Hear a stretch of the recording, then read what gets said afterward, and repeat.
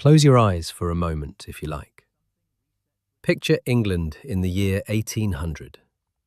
Not the England of red double-decker buses and glass office towers.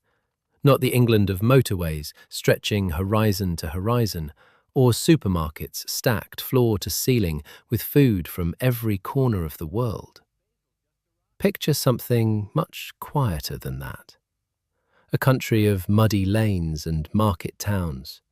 A country where the loudest sound most people heard on any given day was the wind moving through wheat fields, or the low creak of a watermill turning in a slow river. A country where the overwhelming majority of people lived and died within a few miles of where they were born, and where the rhythm of life had not changed in any fundamental way for several generations.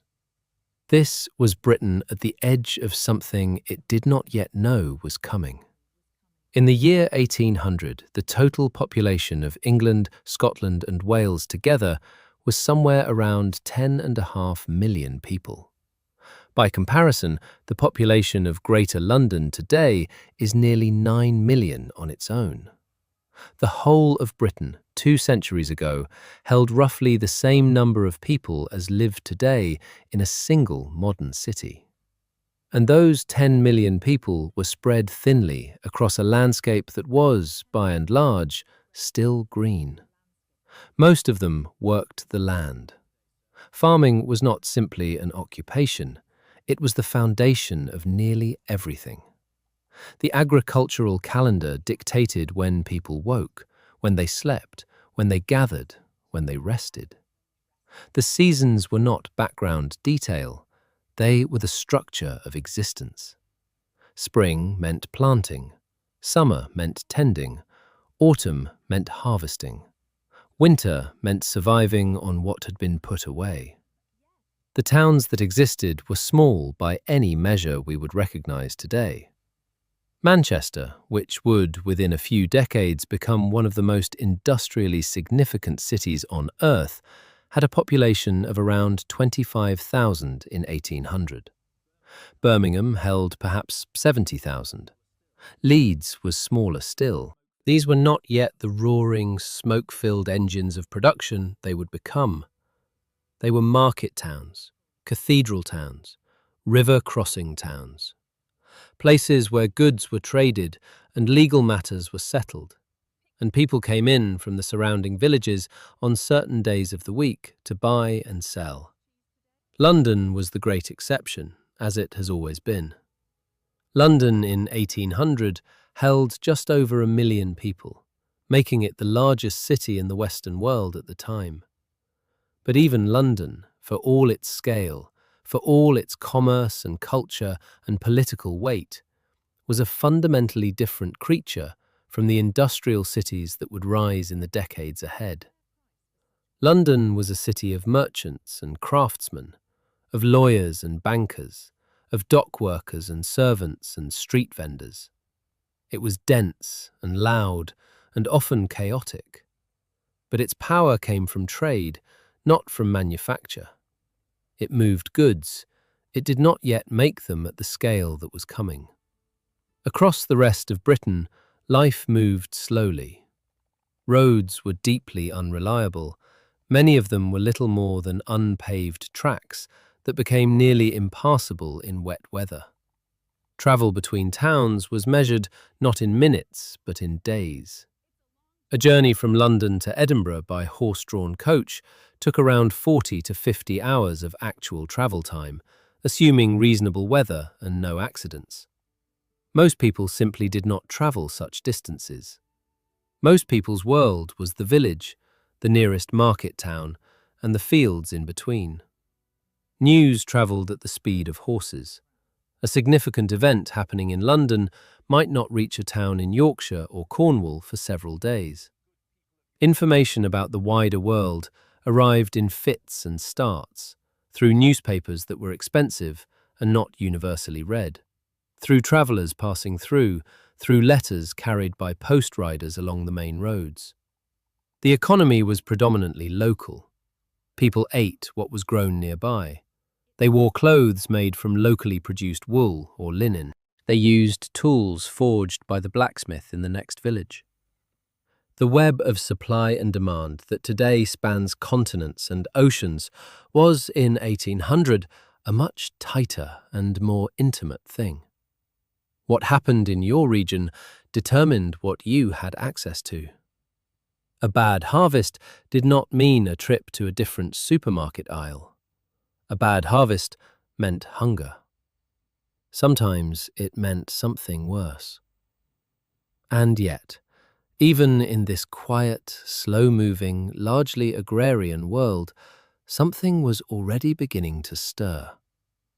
If you had been paying close attention in 1800 and you had known what to look for, you might have noticed things beginning to change at the edges.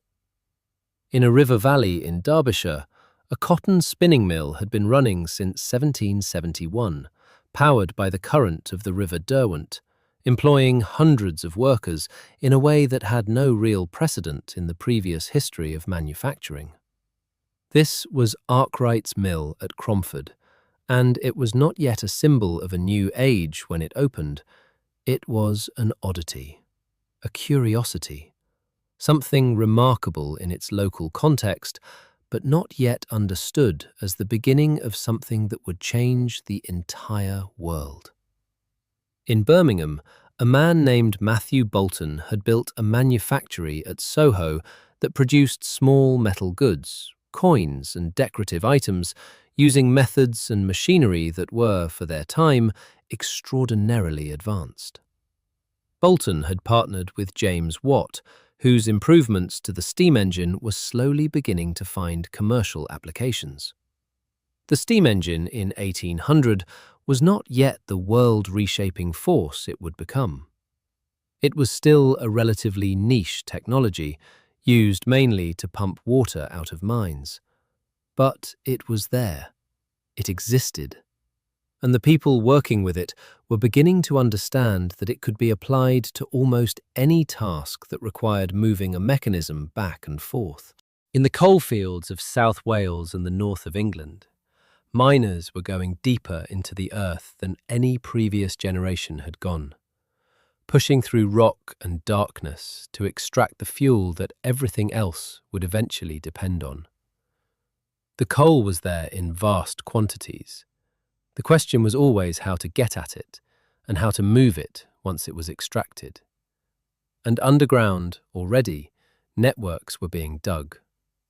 Not the grand railway tunnels that would come later, not the elaborate underground systems of sewers and water pipes and telegraph cables that would define the Victorian city, but the first tentative underground workings. The first canal tunnels, bored through hillsides to carry narrowboats loaded with coal and pottery and grain.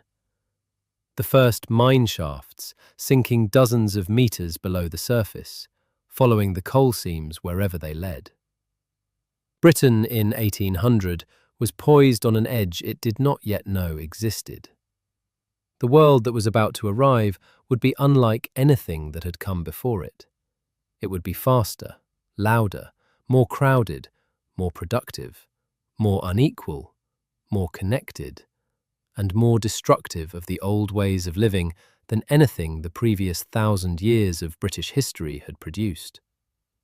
It would change where people lived and how they worked and what they ate and how long they lived and what they believed about the future. It would change the landscape itself, visibly and permanently, in ways that are still present today if you know where to look. But in 1800, standing in a muddy English lane, listening to the wind in the wheat and the slow turn of the watermill, none of that was visible yet. The reset was coming, and the first signs of it were already underground. Let us begin with the canals, because the canals came first. The canal network that would eventually stretch across most of England and parts of Wales and Scotland was not built all at once. It accumulated over several decades, beginning roughly in the 1760s and continuing through to around 1830, when the railway era began to supersede it. But the period of most intense canal building, the period that would later be called canal mania by historians looking back at the investment frenzy it produced, fell in the 1790s, right at the very end of the 18th century and the opening of the 19th. To understand why canals mattered so much, you have to understand the problem they were solving. Britain, in the mid-18th century, was beginning to produce things that needed to be moved. Coal from the northern and Midlands coalfields needed to reach the factories and towns that were beginning to use it. Pottery from Staffordshire needed to reach ports where it could be loaded onto ships for export. Agricultural produce needed to move from the regions where it was grown to the cities that were starting to grow beyond the capacity of their local hinterlands to feed them. Iron and timber and stone, all the heavy raw materials of a society beginning to build and manufacture at larger scales, needed to travel. Roads could not do this job. Roads of the era simply could not carry heavy loads efficiently. A horse could pull perhaps half a ton on a road in reasonable conditions, much less in wet or damaged conditions, which was most of the time on most roads. The same horse, pulling a narrowboat on a canal, could move 30 tons or more. The arithmetic was not complicated. Water transport was 50 to 60 times more efficient than road transport for heavy goods. The rivers were already used. The Thames, the Severn, the Trent, the Mersey, all of these had been carrying goods for centuries. But rivers went where geography put them, not where commerce needed them. The places where goods were being produced did not always sit conveniently beside navigable rivers, and rivers had other problems. They flooded in winter. They ran shallow in summer. They meandered in directions that added miles to journeys. They were, in short, unreliable. Canals solved all of these problems. A canal went where you dug it. It maintained a consistent depth. It was not subject to the seasonal variations that afflicted rivers. Its banks were stable, and its towpaths gave the horses pulling the boats a firm surface to walk on. A canal could be routed across country that had no natural waterway, connecting places that had previously been isolated from the transport network entirely. The engineering challenges were formidable, but they were not insuperable. Where the canal needed to cross a valley, you built an aqueduct, a structure carrying the water channel elevated above the ground below, like a river held up on arches of stone or iron. Where the canal needed to climb a hill, you built a series of locks, chambers that could raise or lower a boat step by step up or down the slope. Where the canal needed to pass through a hill rather than around it, you dug a tunnel. The tunnels were perhaps the most remarkable of these engineering achievements and the most lasting in terms of physical evidence. Bored through solid rock and clay and limestone by teams of labourers working with hand tools, lit by candles, ventilated by whatever means the engineers could devise, the canal tunnels of the early 19th century were among the largest underground structures ever created by human hands in Britain up to that point. Some of them were miles long. Most of them required a form of propulsion for the boats that modern eyes would find almost impossibly laborious. Because the tunnels were too narrow and too low for horses to walk through, and because there was no towpath inside the tunnel, boats had to be propelled through by a method called legging. The boatmen would lie on their backs on the roof of the boat's cabin, or on planks laid across the boat's bow, and walk their feet along the ceiling or walls of the tunnel, literally pushing the boat forward with their legs. The horses, meanwhile, were led over the top of the hill on a path above the tunnel to meet the boat at the other end.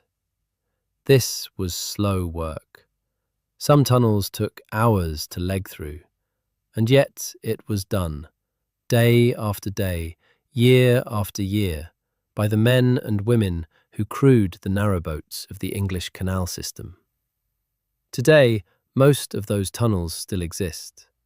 They are still there, in the darkness under the hills of Staffordshire and Warwickshire and Cheshire, and a dozen other counties, carrying water that no longer serves the same commercial purpose it once did. Some of them are still passable by narrowboats on leisure cruises. Some have been sealed or partially collapsed. A few have been rediscovered after years of disuse and carefully restored. But the stone and brick that was laid 2 centuries ago by men whose names are almost entirely unrecorded, the arches that have held the weight of hillsides for 200 years, those are still there. They are, in the most literal possible sense, evidence that is still underground. The canal network at its peak, around 1820, stretched for approximately 4,000 miles across Britain.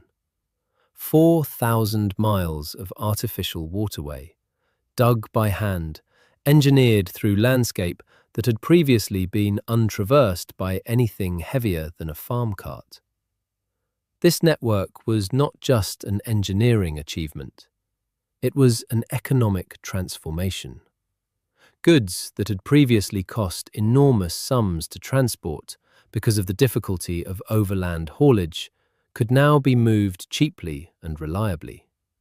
Coal that would previously have been too expensive to carry far from the pithead could reach factories and homes across the country. The price of coal in places distant from the coalfields fell dramatically once those places were connected to the canal network, and falling coal prices meant factories could afford to use more of it, which meant production could increase, which meant more demand for coal, which meant deeper mines, more investment, more employment, more of everything that was driving the transformation of British society. The canals were a feedback loop. They made industrialization cheaper, which accelerated industrialization, which created more demand for the canals, which justified more investment in the canals, which made more industrialization possible. But the canals were also, in a very real sense, the template for everything that came after. The engineers who built the canals developed techniques that would be directly applied to the railways. The tunnelling methods, the earth-moving methods, the methods for managing water drainage in underground excavations, all of these skills accumulated in the canal-building era would be transferred to the next generation of infrastructure projects. The men who learned their trade on the canals, who developed the physical and organizational methods for moving enormous quantities of earth and rock, would become the workforce that built the railways. And underneath Britain, in the dark, both systems of tunnels still run. Canal tunnels bored through limestone hills in the early 1800s. Railway tunnels bored through chalk downs in the 1830s and 1840s. And between and around them, the older and more ancient tunnels of the mine workings, going down further still, following the coal seams and the iron ore deposits and the copper and tin that Britain's industrial transformation depended on. The landscape above is pleasant and largely green, the England that visitors come to see. But underneath, it is a different world entirely. A world of human excavation, accumulated over 2 centuries of extraordinary effort, still present, still in many cases structurally sound, and in its own quiet way, still telling the story of what happened here. This is the story of that reset, of how a country that had changed slowly for 1,000 years changed almost entirely in the space of 2 or 3 generations, of the forces that drove that change, of the people who experienced it, shaped it, and were shaped by it, of the evidence they left behind, above the ground and under it. It is a story that is worth telling slowly, in the dark, with patience, because it is not a simple story, and it did not happen simply. It happened in fits and starts, in different places at different times, driven by different pressures and different ambitions, and different accidents of geography and geology and human ingenuity. But it happened, and the world it produced is the world we are still living in now. There is something strange about coal that is easy to overlook when you encounter it in its finished, processed form, sitting in a bag outside a hardware shop or compressed into a neat block for a stove. Coal is ancient sunlight. That sounds like a poetic way of saying something, and it is, but it is also literally true.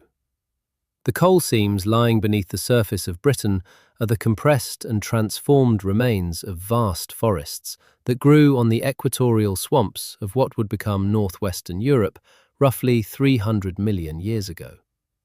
The trees of those ancient forests absorbed energy from the sun through photosynthesis, as trees do. They grew tall, died, fell into the swampy ground, and were slowly covered by sediment.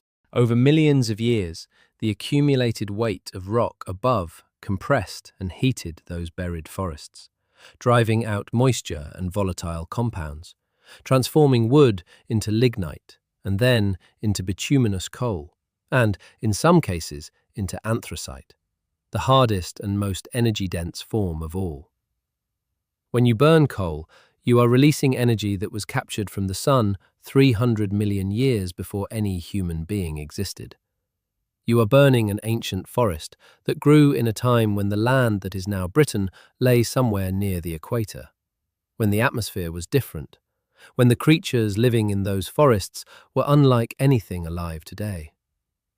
This is the fuel that powered the Industrial Revolution, and Britain had extraordinary quantities of it, lying in seams close enough to the surface to be reached by the technology of the early 19th century.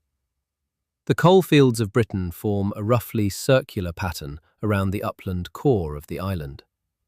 In the northeast, around Durham and Northumberland, great seams of coal lay under the moorland and extended offshore under the North Sea. In Yorkshire and Lancashire, the coalfields spread across both sides of the Pennine Hills, the spine of northern England. In the Midlands, a scatter of smaller coalfields supported the metalworking trades that were clustered there. In South Wales, the valleys running down from the mountains held some of the most extensive coal deposits in the world. In Scotland, the central belt between Edinburgh and Glasgow sat atop coal measures that would fuel the industrialisation of two great cities. The Romans had known about British coal. There is evidence that Roman settlements near the coalfields used coal for heating, and Roman ironworking sites in Britain show evidence of coal use. But the scale of exploitation was modest, constrained by the technology available for extracting it. Through the medieval period, coal was used locally, near the surface outcrops, scraped or picked from exposed seams in cliff faces and riverbeds. It was a supplementary fuel, used alongside wood, which remained the primary energy source for most purposes. The gradual deforestation of Britain that had been proceeding since the Neolithic period was, by the 17th century, beginning to create real pressure on wood supplies, particularly in the areas nearest to the growing towns. Charcoal, made from wood, was the fuel used for smelting iron. As ironworking expanded, the demand for charcoal grew, and the forests that supplied it shrank. Coal began to fill the gap. By the 18th century, coal was already the primary domestic fuel in London, shipped down the coast from the northeastern coalfields in collier vessels that plied the North Sea in their hundreds. The trade was so established and so essential that the men who sailed the colliers were considered among the most experienced seamen in Britain, and the Royal Navy periodically recruited from their ranks specifically because of the quality of seamanship the trade produced. James Cook, who would circumnavigate the globe and chart the coasts of Australia and New Zealand, learned his trade on the North Sea colliers, carrying coal from Newcastle to London. But domestic heating was only one use for coal. The transformation that would make coal truly central to everything was the development of technologies that could use coal to generate mechanical power. The steam engine was not invented all at once by one person. It developed over several generations, with each advance building on the one before. The earliest practical steam engines were built in the first decades of the 18th century. Thomas Savery patented an engine for pumping water from mines in 1698. Thomas Newcomen built a more effective atmospheric engine in 1712, and Newcomen engines were installed in mines across Britain over the following decades. These early engines were vast, ponderous things, not particularly efficient by later standards, but effective enough at the task they were designed for. They pumped water. This was a critical task because water was the great enemy of the deep mine. As miners dug further below the surface following the coal seams, they encountered groundwater. The earth is full of water, held in the pores of rock and flowing along fissures and fractures, and the deeper you dig, the more of it you encounter. Without effective pumping, mines quickly became flooded, the workings abandoned, the coal left in the ground. Effective pumping technology was not merely useful, it was the difference between a mine that could operate and one that could not. Newcomen's engine changed the economics of deep mining. Mines that had previously been unworkable due to flooding could now be drained and worked. The coal seams that lay deeper underground, seams that were thicker and more extensive than the shallow workings that had been accessible before, were now reachable. More coal meant more fuel. More fuel meant more industry. More industry meant more demand for coal. The cycle was already running in the early 18th century, decades before James Watt made his famous improvements. James Watt's contribution was crucial, but is often misunderstood. Watt did not invent the steam engine. He improved it in a way that was so significant and so transformative in its consequences that the improvement amounted, practically speaking, to a reinvention. The key insight was the separate condenser. In Newcomen's engine, steam was admitted to a cylinder and then cooled by injecting cold water directly into the cylinder, causing the steam to condense and creating a partial vacuum that drove the piston. The problem was that this cooling and reheating of the cylinder with each stroke was enormously wasteful of energy. A cold cylinder had to be reheated to produce each stroke, and the heat energy used for that reheating was lost. Watt's solution was to move the condensation to a separate vessel, a condenser, connected to the cylinder. The cylinder itself could remain permanently hot. Condensation happened in the cold condenser, not in the hot cylinder. The efficiency of the engine roughly tripled. This seems like a technical detail, and in one sense it is, but its practical consequences were enormous. A more efficient engine burned less coal to produce the same amount of work. A more efficient engine could be made smaller and lighter for a given power output. A more efficient engine opened up applications that Newcomen's engine had been too fuel-hungry to serve economically. Watt patented his separate condenser in 1769. Over the following decades, working with his business partner Matthew Boulton in Birmingham, he developed the engine further, adding a rotary motion mechanism that allowed the engine to drive a rotating shaft rather than just pump in a straight reciprocating motion. This was the breakthrough that opened up manufacturing. A rotating shaft could drive a mill. It could drive a loom. It could drive a forge hammer or a bellows or a lathe. The steam engine was no longer just a pump.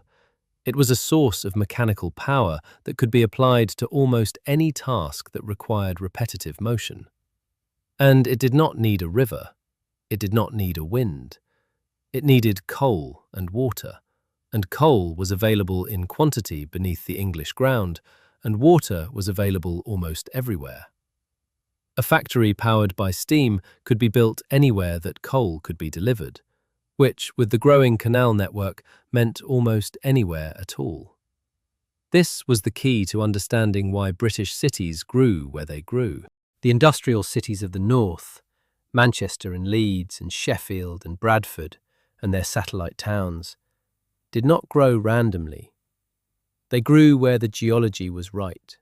They grew where there was coal nearby, or where the canal system could deliver coal cheaply. They grew in valleys that had fast-running streams for the early water-powered mills, and then they kept growing after steam replaced water power, because by then the infrastructure, the workforce, the supply chains, the knowledge, all of it had accumulated in those places and was self-reinforcing. The geography of the Industrial Revolution was written first in the coal seams lying underground, and the cities that grew from that revolution are still, 200 years later, largely in the same places. Manchester is where it is because of coal. Sheffield is where it is because of coal and iron. The South Wales valleys are where they are, economically speaking, because of coal. The underground geology determined the surface geography in ways that persist to this day. To understand the scale of what the coal industry became, it helps to think about what was involved in getting coal from the seam to the surface. By 1800, British coal mines were already remarkably sophisticated engineering enterprises. The largest collieries in the northeast, around Durham and Northumberland, were sinking shafts to depths of several hundred feet, following coal seams that extended for miles in every direction from the shaft bottom. The shaft itself was lined with brickwork to prevent collapse. At the bottom of the shaft, a network of underground roadways spread out through the coal, following the seams and connecting the working faces where the coal was actually cut. Horses were lowered down the shafts in special harnesses and lived their entire working lives underground, pulling carts of coal along the underground roadways to the shaft bottom, where it was loaded into baskets or corves and hauled to the surface by the engine. The men and boys who worked in these mines did so in conditions of extraordinary difficulty and danger. The coal was cut by hand, with picks and shovels, in seams that were sometimes only a foot or two high. The miners lay on their sides or worked in a crouch in these low seams, swinging their picks in a restricted space, breathing air that was laden with coal dust, working by the light of candles, or later the slightly safer Davy lamp, which had been invented in 1815 specifically to reduce the risk of underground explosion. Explosion was a constant danger. Coal seams emit methane, a highly flammable gas that accumulates in underground workings. A spark from a flint or an open flame could ignite the methane with catastrophic results. Explosions in coal mines were not rare occurrences. They were frequent and terrible. A single explosion in a large colliery could kill dozens of men and boys in an instant, and the bodies were sometimes not recovered for days, as the workings filled with poisonous gas that killed anyone who entered. Flooding was the other constant danger. Despite the pumping engines, mines still flooded when equipment failed or when the workings broke through into an old flooded section. Men drowned underground. They were crushed by roof falls. They were asphyxiated by pockets of carbon dioxide, which the miners called black damp, that lay in low sections of the workings without warning. The life expectancy of a coal miner was significantly shorter than that of most other workers of the era. And the children who worked in the mines, carrying coal, operating the ventilation doors, leading the horses in the darkness, were being injured and killed at rates that would be considered completely unacceptable by any later standard. This was the human cost of the coal that powered everything else. It is worth sitting with that for a moment. The spinning mills and the ironworks and the potteries and eventually the railways that were transforming Britain and reshaping its cities and making some men very wealthy, all of it rested on a foundation of coal. And that coal was being extracted by men and children working in conditions of constant danger, in darkness, for wages that were often barely sufficient to sustain life. The underground world that powered the world above was a place of enormous human suffering, even as it was also a place of extraordinary human skill, solidarity, and resilience. The miners developed their own culture, their own communities, their own rituals and language, and ways of understanding the world. Mining villages across Britain were tight-knit, self-reliant places where almost everyone was connected to the pit in one way or another, where the rhythms of life were shaped by the shift times and the pit whistle and the constant underlying awareness of danger. When a man went down the pit in the morning, there was always the possibility, small but real, that he would not come back up. This awareness created a particular kind of community. Neighbours watched out for each other. Women whose husbands worked the coal ran households that were models of practical management because the margin between sufficiency and hardship was always thin and the consequences of mismanagement were severe. The mining communities developed a tradition of mutual aid, of collective action, of the understanding that individual survival depended on collective solidarity, that would eventually express itself in the trade union movement and the political radicalism that emerged from these communities in the 19th and 20th centuries. The coal is mostly gone now, at least the coal that was accessible to the technology of the industrial age. The great collieries of County Durham and Northumberland have been closed, most of them for decades. The South Wales valleys, which at their peak were producing more coal than almost any comparable area on Earth, are quiet now. The pithead gear demolished or preserved as heritage sites, the slag heaps gradually greening over, the rows of terraced houses that housed the miners still standing but serving different purposes. But underground, the evidence is still there. The mine shafts, most of them capped or filled, still descend through the earth in their thousands. The underground roadways, the carefully brick-lined passages where ponies once hauled coal and children once walked in the dark, are still there in the darkness below the surface, many of them intact even after a century of disuse. Occasionally, the earth reminds us of this. When old mine workings collapse, the ground above them subsides. Sometimes this happens suddenly, opening holes in fields or gardens or roads, revealing the darkness below. Engineering surveys of old mining areas routinely turn up voids that were not recorded, shafts that were inadequately capped, roadways that were thought to have been filled but were not. The underground geography of the British coalfields is imperfectly known even now, because so much was dug over so many decades by so many different operators that complete records simply do not exist. The underground Britain of the coal age is still present beneath the surface Britain of today. It is silent and dark and largely forgotten, but it is there. The evidence of 2 centuries of human labour, of the effort that powered everything from the steam looms of Manchester to the furnaces of Sheffield to the gas lights of London, lies in the earth, under fields and housing estates and retail parks and motorway verges, patient and permanent and waiting for no one. In September of 1830, a train ran for the first time between Liverpool and Manchester. This was not the first railway in Britain. Railways of a kind, wooden-railed tracks along which horse-drawn wagons were pulled, had existed in the mining districts for well over a century before this. The Middleton Railway in Leeds, established in 1758, is sometimes cited as the oldest continuously operating railway in the world. The Stockton and Darlington Railway, which opened in 1825, had already demonstrated that steam locomotion was viable for hauling heavy loads over a public line. But the Liverpool and Manchester Railway was different in kind from everything that had come before. It was the first railway designed from the outset to carry passengers as well as goods, powered entirely by steam locomotives, operated as a commercial enterprise intended to serve the travel needs of a substantial urban population. It was, in the most meaningful sense, the first modern railway.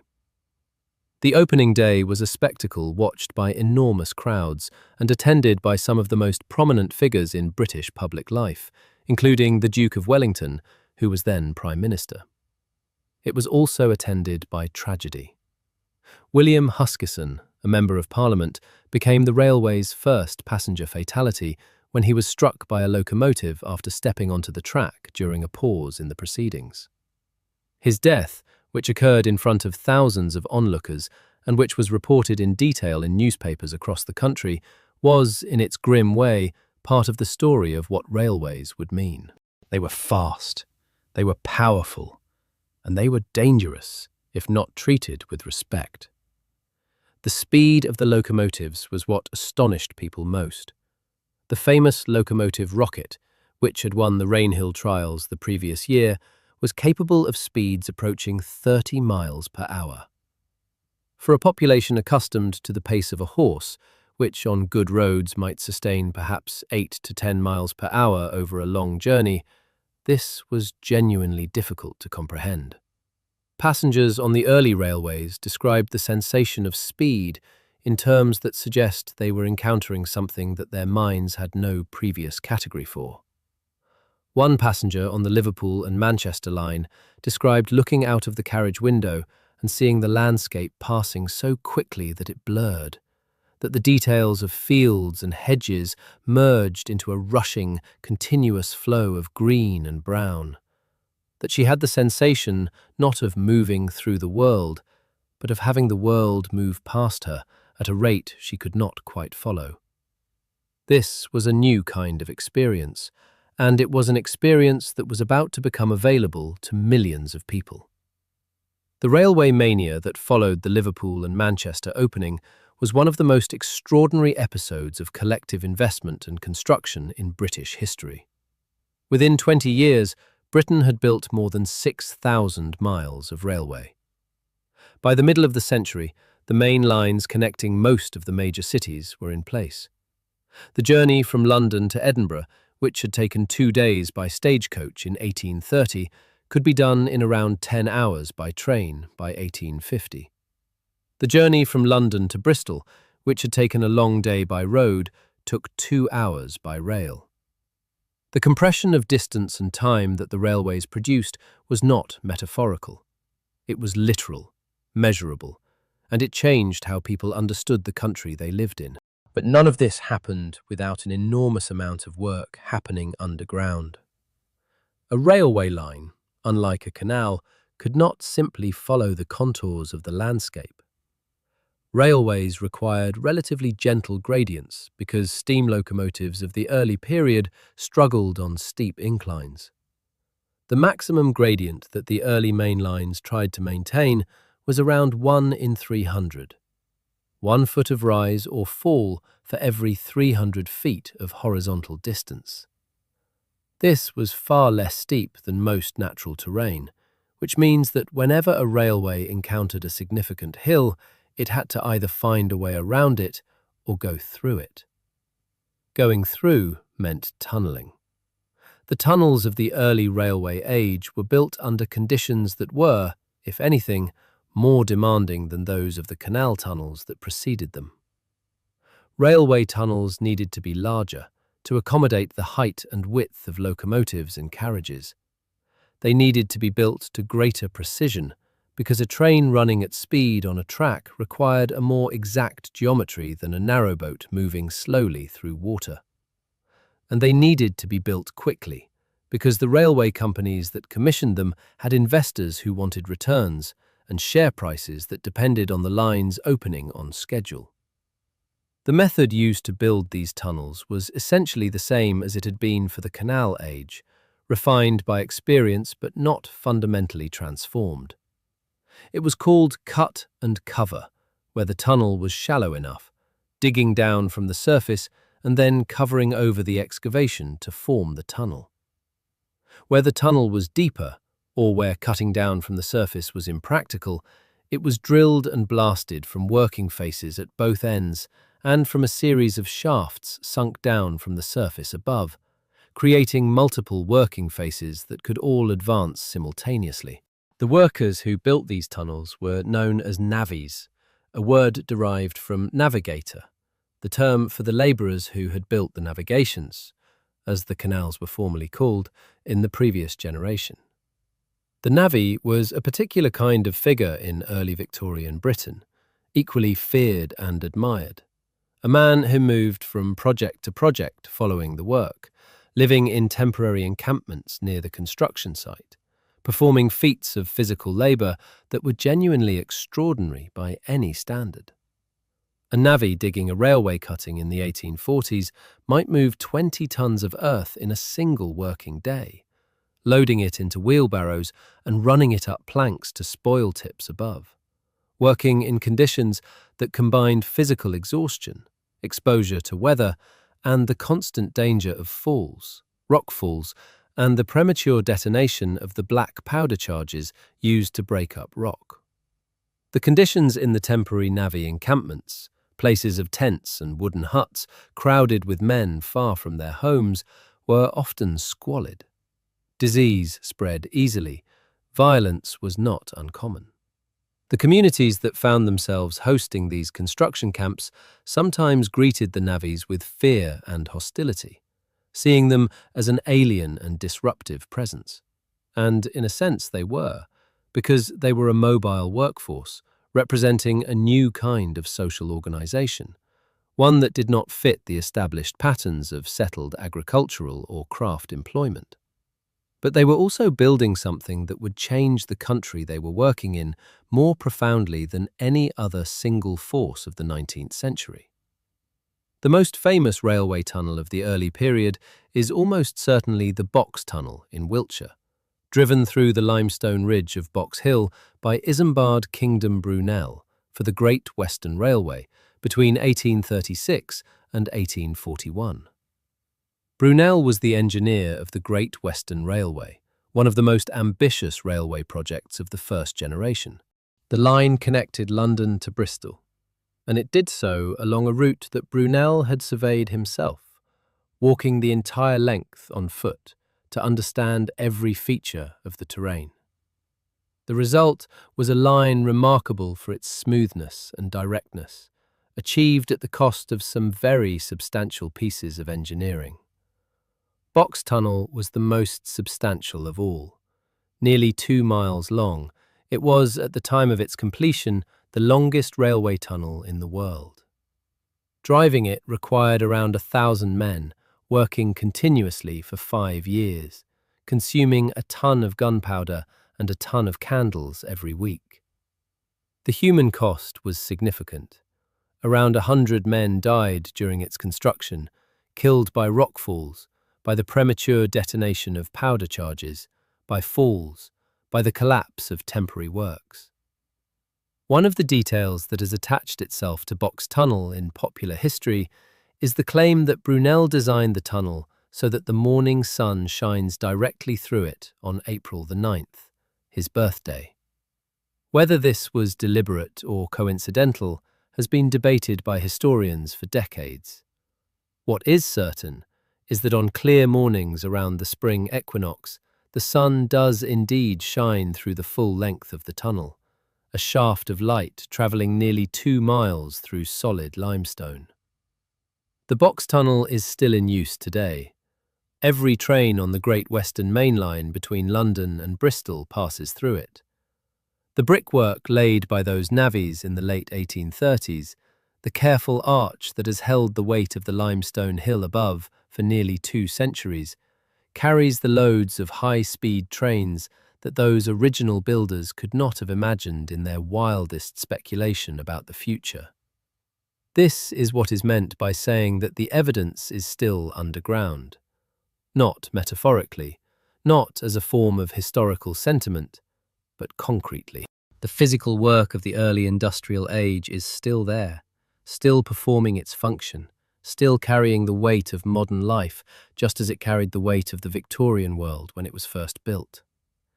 The engineering problems involved in building the first generation of British railways produced a generation of engineers whose approach to large-scale construction was empirical, pragmatic, and often breathtakingly ambitious.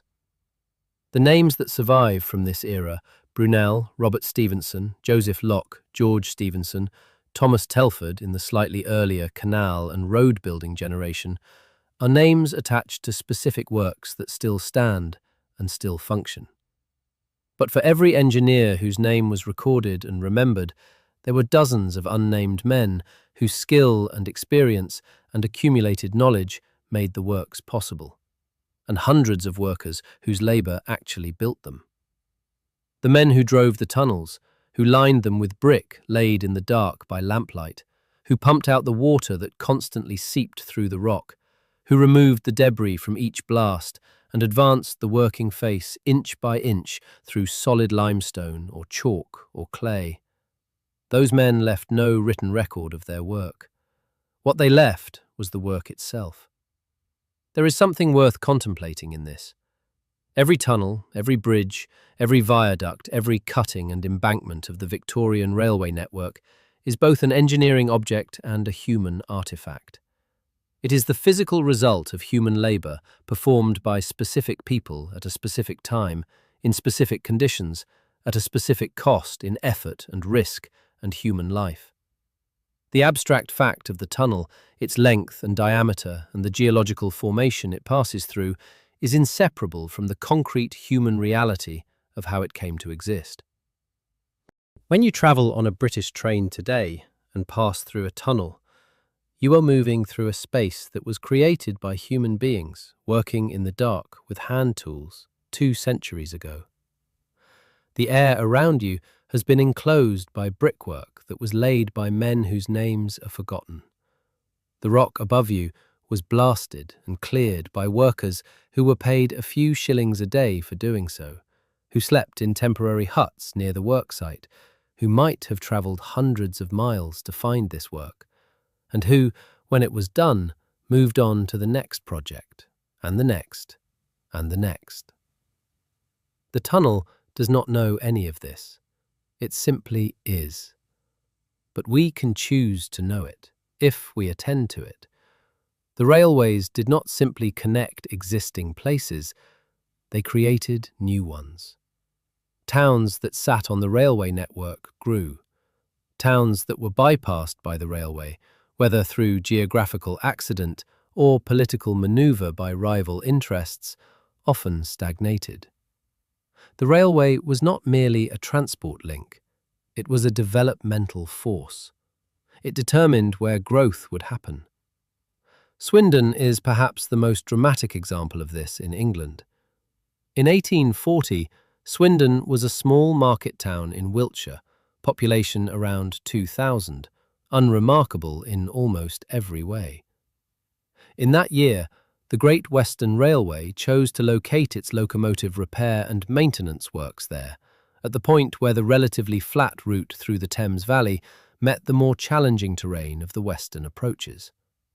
The railway works brought employment, which brought workers, which brought housing and shops and schools and churches and all the infrastructure of a functioning community. By 1900, Swindon had a population of around 45,000. A market town had become an industrial city in 60 years, entirely because of the decision made in 1840 about where to put the railway workshops. And the railway works, when they were eventually closed in the 1980s, after 140 years of operation, left behind an underground infrastructure of their own.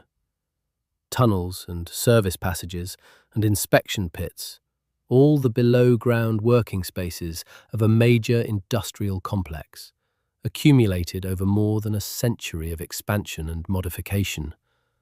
Some of it preserved, some of it sealed, some of it still being discovered by archaeologists and historians working through the records and the physical remains.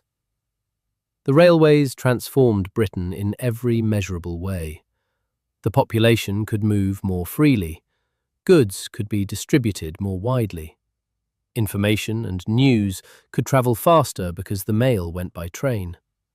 Perishable food, particularly fish and fresh meat, could reach markets far from where it was produced, because the journey that had previously taken days now took hours. The diet of industrial workers in the Midlands and the North, previously dependent on locally produced food and constrained by what could be preserved or transported without spoiling, diversified as the railway made fresh produce from distant regions available. The fishing villages of Cornwall and Devon sent their catch to London overnight by train. The dairy farms of Cheshire supplied milk to Manchester and Liverpool, replacing the urban cowsheds that had previously provided the only fresh milk available in large cities. The social consequences were equally profound. People could visit relatives in other towns. Young people could seek work in cities without losing all connection to the communities they came from.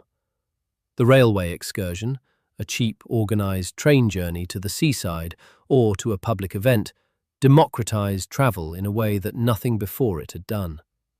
The annual trip to the seaside became a feature of working-class life that would have been inconceivable in the era before railways. The cultural impact of this, the sense that the world beyond one's immediate locality was accessible and not merely theoretical, is impossible to measure precisely, but was very real. Britain was becoming a different kind of place, faster, more connected, more urban, more industrial, more mobile. The quiet world of muddy lanes and market towns that had existed at the opening of the century was not gone, exactly. The villages were still there. The fields were still there. But they existed now in a different relationship to the towns, to the factories, to the networks of iron rail and canal water and underground mine workings that were remaking the country from below. By the middle of the 19th century, Britain was doing something that no society in the history of the world had done on anything like the same scale. It was urbanizing. Not gently, not gradually in the way that towns had grown during the medieval period, adding a few streets over a century. It was urbanizing at a speed and on a scale that overwhelmed every institution, every system, every piece of infrastructure that existed to manage city life. The cities were growing faster than anyone knew how to cope with. Manchester's population had been 25,000 in 1800. By 1850, it was 300,000. Birmingham had grown from roughly 70,000 to 250,000 over the same period. Leeds, Bradford, Sheffield, all of them had expanded by factors of 4, 5, 6 times over those 50 years. London had grown from 1 million people to 2.5 million. The city's boundary, which in 1800 had still been relatively compact, now spread across an area that had barely been touched by development at the start of the century. These were numbers without precedent in British history. In fact, they were numbers without real precedent in world history at that point. The cities of classical Rome had been large, by ancient standards, but they had grown over centuries. The British industrial cities were growing over decades, and they were growing without any real planning. There was no comprehensive system of urban management in Britain in the early 19th century. The machinery of local government was fragmentary and inconsistent. Different parts of a city might be administered by different bodies with different powers and different interests. Building could happen more or less anywhere, by anyone, with the land and the capital to do it. The streets that were laid out in the rapidly expanding districts of industrial cities were often narrow, dark, badly surfaced, and without any provision for drainage or sanitation. The consequences of this were, in retrospect, entirely predictable. At the time, they were experienced as a series of overlapping catastrophes. The problem of human waste disposal in a rapidly growing city is not an abstraction. It is concrete, immediate, and if not addressed, lethal. In the early 19th century, most urban dwellers disposed of their waste in cesspits, underground chambers dug beneath or near their houses, which were supposed to be emptied periodically by night soil men who came with carts in the small hours and carried the contents away to be spread on agricultural land on the city's outskirts. This was not a glamorous system, but it was one that had worked tolerably well when cities were smaller and less dense. It stopped working when cities grew beyond a certain density. Cesspits in overcrowded slum districts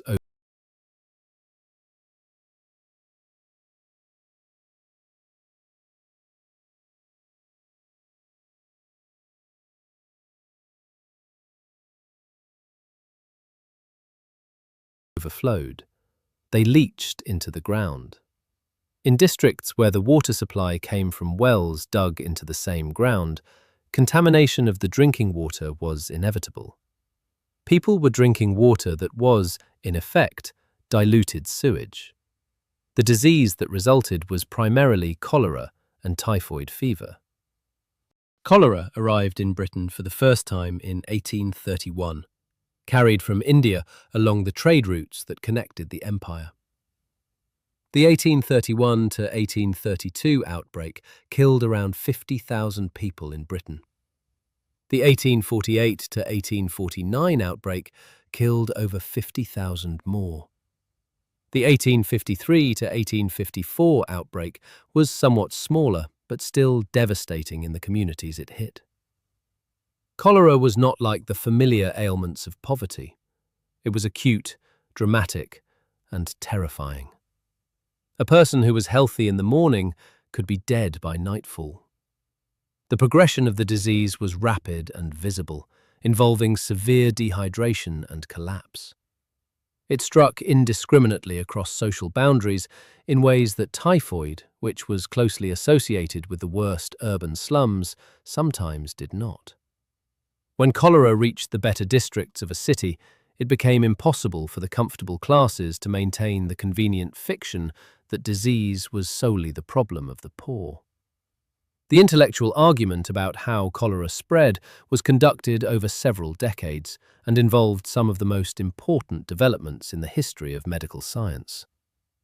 The prevailing theory for much of the first half of the century was that cholera, like many other diseases, was spread through miasma, contaminated or foul-smelling air arising from decaying organic matter and general filth.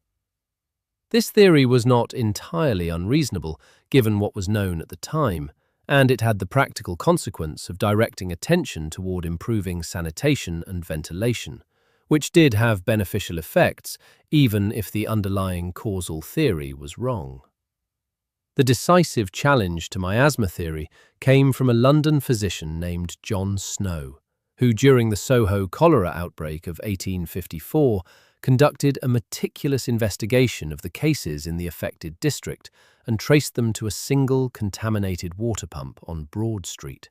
Snow's investigation is considered a founding moment of modern epidemiology, the systematic study of disease patterns in populations. By mapping the cases, by interviewing survivors, by examining the physical infrastructure of the district, he was able to demonstrate that cholera spread through contaminated water, not through air. This was a momentous discovery. But it took time to translate into action. The man who translated the understanding of the water-disease connection into the largest infrastructure project in the history of Victorian London was a civil engineer named Joseph Bazalgette. Bazalgette's achievement was the construction of London's main drainage system, a network of underground sewers and pumping stations that fundamentally resolved the city's waste disposal problem, and in doing so, ended cholera as an endemic feature of London life. The scale of what Bazalgette built was extraordinary.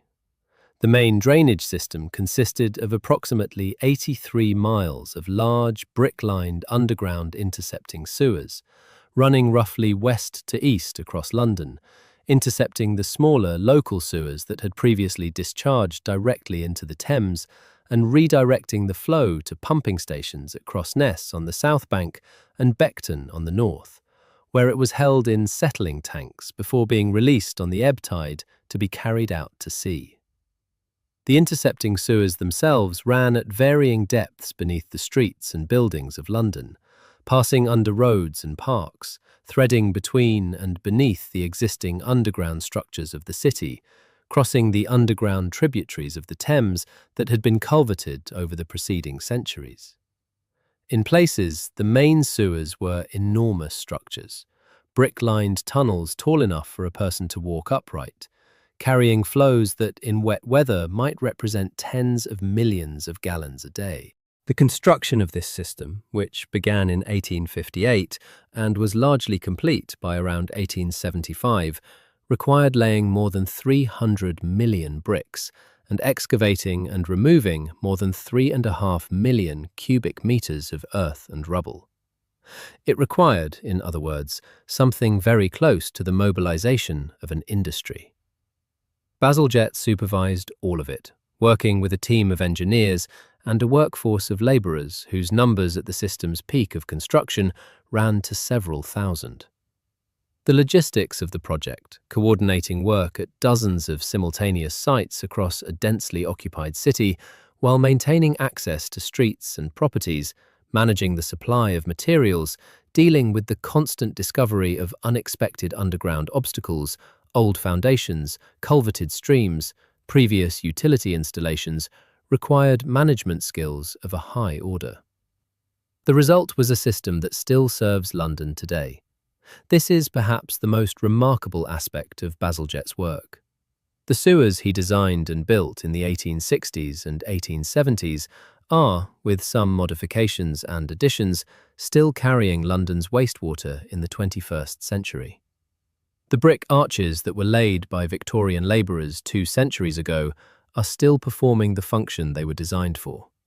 The flow calculations that Bazalgette made, for which he apparently doubled the diameter he initially calculated to provide for future growth, proved sufficient to serve a city far larger than the London of his own time. Walking the streets of central London today, you are walking over this system. Beneath the pavement, beneath the layers of cables and pipes and underground railway tunnels that have accumulated since Bazalgette's time, the great intercepting sewers still run. Occasionally, the lids of inspection chambers in the road surface give a hint of the scale of what lies below. The names of the embankments along the Thames, the Victoria embankment on the north bank and the Albert and Chelsea embankments on the south, are physical reminders of Bazalgette's work, because the embankments were built partly as a means of accommodating the main sewer alongside the river, narrowing the Thames in the process, but creating the grand riverside thoroughfares that remain a defining feature of central London. Water supply was the other half of the same problem. A city that was disposing of its waste more effectively still needed clean water, and the water supply of Victorian cities was in a state that was, for most of the population, deeply inadequate. In the early 19th century, water supply in British cities was largely in the hands of private companies, who sold water by the pipe connection or by the standpipe in the street. The quality of the water varied enormously, depending on the source. Companies drawing from rivers downstream of major population centres were supplying water that was, effectively, contaminated. Companies drawing from springs or from rivers in their upper reaches before significant pollution were supplying something considerably safer. But these sources were limited and not always conveniently located relative to the populations that needed them. The gradual municipalization of water supply, the transfer of water provision from private companies to public authorities accountable to the communities they served, was one of the defining political developments of the Victorian era, and it proceeded at different rates in different cities. But wherever it happened, it eventually involved the construction of large-scale underground infrastructure. Water mains running beneath every street, service pipes branching off to every house, underground storage reservoirs, sometimes lined with brick, sometimes carved out of rock, holding the water supply that the city needed to draw on during periods of peak demand. Pumping stations, some of them extraordinary pieces of architecture in their own right, built to raise water from its source to the height needed to distribute it under pressure through the distribution network.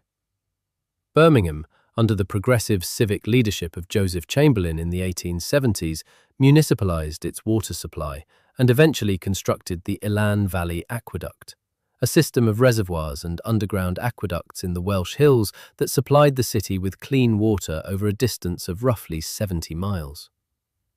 The aqueduct, built between 1893 and 1904, runs mostly underground, following the contours of the landscape, using gravity to carry the water from the Welsh reservoirs to the city without any pumping. It is, in its own way, an extraordinary piece of engineering, and large sections of it are still in use today. Manchester built the Thirlmere Aqueduct from the Lake District, over 90 miles of pipeline and tunnel. Glasgow drew its water supply from Loch Katrine in the Trossachs via another long aqueduct that still serves the city today. Each of these projects required drilling, tunnelling, pipe laying, the creation of a permanent underground infrastructure that has proven more durable than most of what has been built above ground in the same period. The underground infrastructure of the Victorian city was not only about waste and water. Gas lighting came to British cities in the early 19th century, with the first gas street lighting installed in parts of London in 1807, and the technology spreading rapidly to other cities over the following decades. Gas was manufactured from coal, heated in sealed retorts to drive off the combustible gas, which was then purified and distributed through underground cast iron pipes to street lamps and increasingly to private houses and commercial premises. The gas companies that operated these systems laid hundreds of miles of underground pipe through British cities over the course of the 19th century. The pipes, the valves, the underground governors and pressure regulators, all of it accumulated in the subsurface of urban Britain, layered in with the water mains and the sewer pipes and the foundations of buildings, creating a complex underground tangle that would keep engineers occupied for generations. Then came the telegraph. The electric telegraph, which in the 1840s was being installed along railway lines as a signalling system, was quickly recognized as having applications far beyond the railway. By the 1850s, telegraph companies were installing underground telegraph cables through the streets of British cities, connecting post offices and newspaper offices and stock exchanges and railway stations in a network of near instantaneous communication that compressed distance in a different way from the railways. The underground cables of the Victorian telegraph system were some of the first electrical infrastructure installed beneath British streets. They were followed, in the 1880s, by the first electrical power cables, laid to supply the electric arc lamps and, eventually, the incandescent bulbs that were beginning to replace gas in the late Victorian period. By 1900, beneath the streets of a major British city, there was an extraordinary accumulation of underground infrastructure. The sewers, the water mains, the gas pipes, the telegraph cables, the electricity cables, the foundations of buildings, the basements of warehouses and shops, the underground rivers that had been culverted over, the cellars of public houses and institutional buildings, all of it layered in the earth, all of it serving the city above. Some of this infrastructure is still in use. Some of it has been superseded and abandoned in place because the cost of removing it was greater than the cost of simply leaving it and laying new infrastructure alongside. The deep strata of a British city street are an archaeology of utility provision, each layer representing a different era of urban development, each one in its own way a record of what the city needed at the time it was installed, and what the technology of that time could provide. When archaeologists and engineers dig into the ground beneath a British city street, they are moving through layers of time.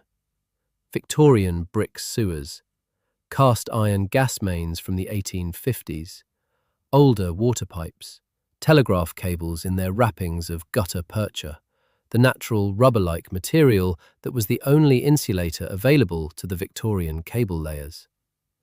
Each of these is evidence. Each is a physical record of the decisions and the pressures and the ingenuity of specific periods in the city's past. The city, as it appears on the surface, is a series of present tense impressions. The city, as it exists underground, is a cumulative history. And that history, the history of the industrial reset that began 200 years ago and remade Britain from the ground up, is still legible if you know how to read it.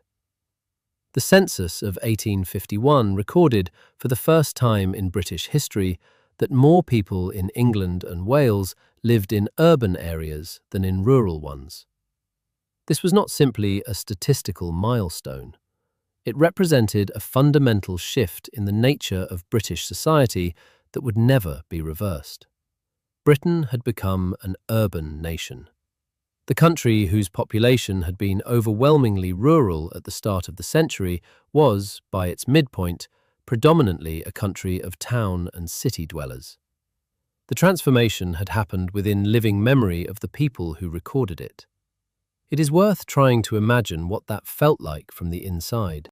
The people who made this shift, who moved from villages and small towns to the industrial cities, were not a faceless mass.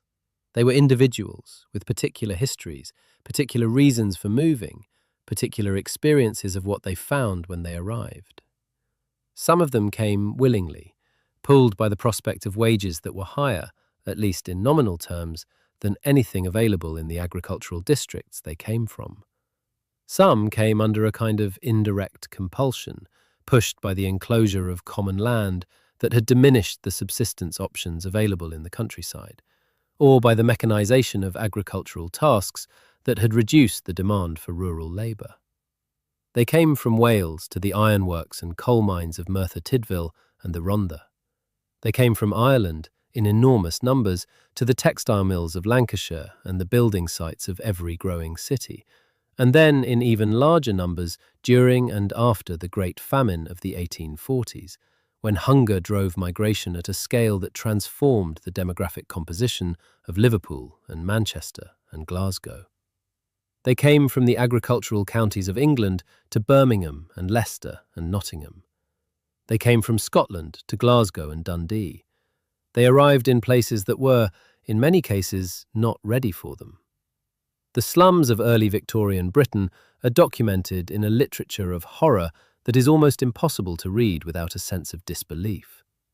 Friedrich Engels, the German-born industrialist's son who lived in Manchester in the early 1840s while working in his father's textile firm, wrote a description of the working-class districts of the city that is among the most vivid accounts of urban poverty in the history of social observation. The Condition of the Working Class in England, published in 1845, described districts of Manchester where tens of thousands of people lived in conditions that Engels, who was not given to hyperbole, described as the most degraded he had ever encountered. Courts of back-to-back houses with no through ventilation, shared privies serving dozens of families, cellars occupied by families below the level of the street, frequently damp, sometimes flooded in wet weather, streets with no drainage at all, where the accumulated filth of a dense population lay in pools and channels that never fully dried. The River Irk, which ran through some of the worst districts, receiving the outflow of dye-works and slaughterhouses and the contents of overflowing cesspits, a black and malodorous thing that bore no resemblance to the clear running streams of the countryside. This was not peculiar to Manchester. Similar descriptions exist for Birmingham, for Leeds, for Liverpool, for the mining communities of South Wales and County Durham, for the overcrowded courts of London's East End. The slum was a pan-British phenomenon of the industrial age, produced by the collision of rapid population growth, inadequate infrastructure, and a system of property and governance that left the welfare of the poor almost entirely to the discretion of private landlords and local authorities of wildly varying competence and will. And yet, people lived in these places and not only survived, but created lives that were rich with community, with mutual support, with culture, with the specific textures of neighborhood and belonging that human beings seem capable of generating even in the most difficult circumstances. The back-to-back houses of a Victorian industrial city, looked at from one angle, were overcrowded fire traps without adequate sanitation. Looked at from another, they were the setting for communities of extraordinary density and intimacy, where everyone knew their neighbours, where the street was an extension of domestic space, where children played together and adults watched out for each other, and the rituals of birth and death and marriage were collective affairs that involved the whole street. This community life was not merely sentimental, it was functional. It was the mechanism by which people who had nothing individually could collectively have something. The informal credit networks of the street, the mutual aid societies and friendly societies, and eventually the trade unions, the collective celebrations of holidays and weddings and royal occasions, the informal economies of sharing and reciprocity that operated in the gaps between the formal monetary economy, all of these were the social technology of the industrial working class. And they left traces in the physical environment. The pubs, which were among the most important community spaces of Victorian working class life, almost always had cellars. The cellars were necessary for keeping the beer at a consistent temperature, but they were also, over time, places of storage for the informal economies that operated around the licensed trade. Places where meetings could be held, where goods could be secured, where the life of the community extended below ground as it did above. The nonconformist chapels that were built in their thousands across industrial Britain, the Methodist chapels and Baptist chapels and Congregationalist chapels that provided not only religious services but Sunday schools and mutual improvement societies and debating clubs and libraries, almost always had foundation vaults, sometimes used as burial vaults, sometimes as storage, sometimes as meeting spaces. These are still there, beneath the chapels that survive, and beneath the sites where demolished chapels once stood. The cooperative stores, established by the working-class communities of the north of England and Scotland in the middle decades of the 19th century, beginning with the famous Rochdale pioneers of 1844, often had substantial cellars and underground storerooms where their goods were kept. The cooperative movement, which would grow into one of the most significant alternative economic institutions in British history, was rooted in the specific communities of the industrial north, and its early physical infrastructure is still legible in the towns where it began. There is a particular kind of history that cannot be found in official records. It lives in the physical fabric of places, in the layout of streets and the dimensions of buildings and the patterns of land use that reveal the logic of lives lived under particular pressures in particular times.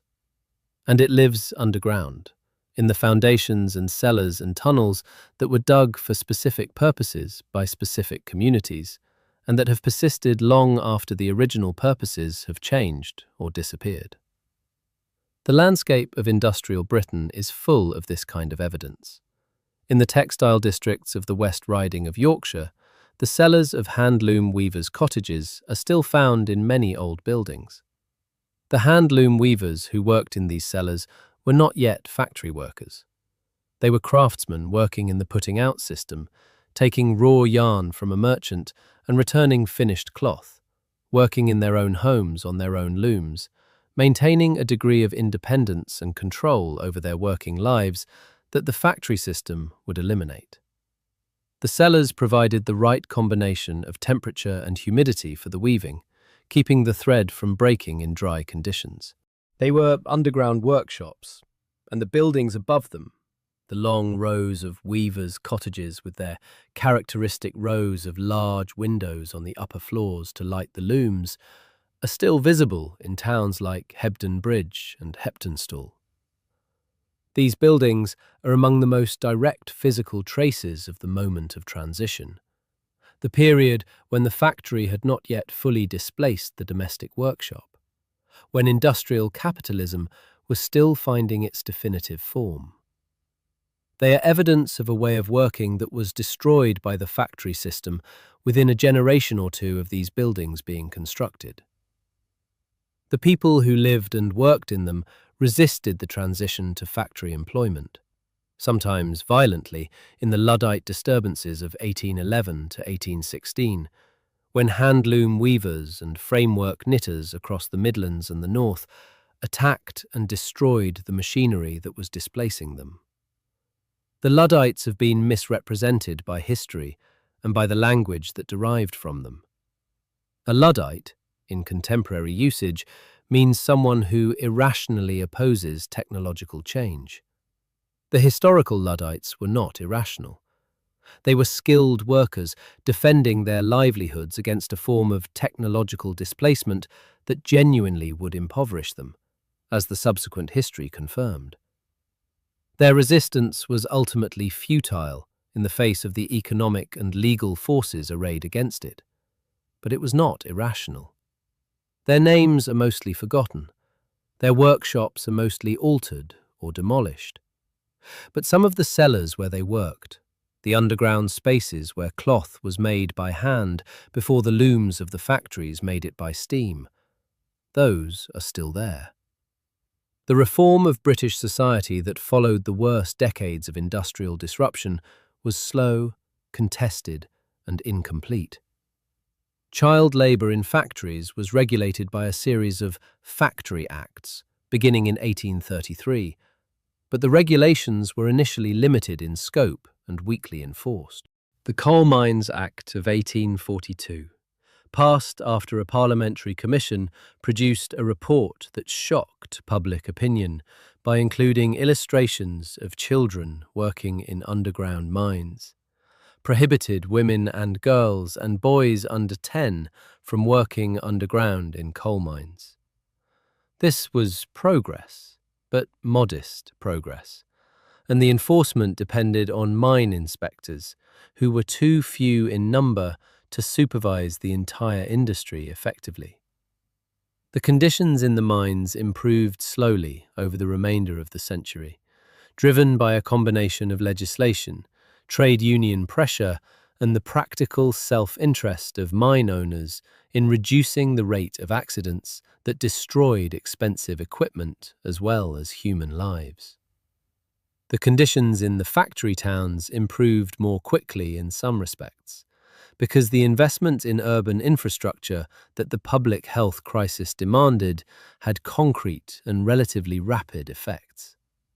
Once clean water was supplied and effective sewage disposal was installed, the death rates from waterborne diseases fell sharply.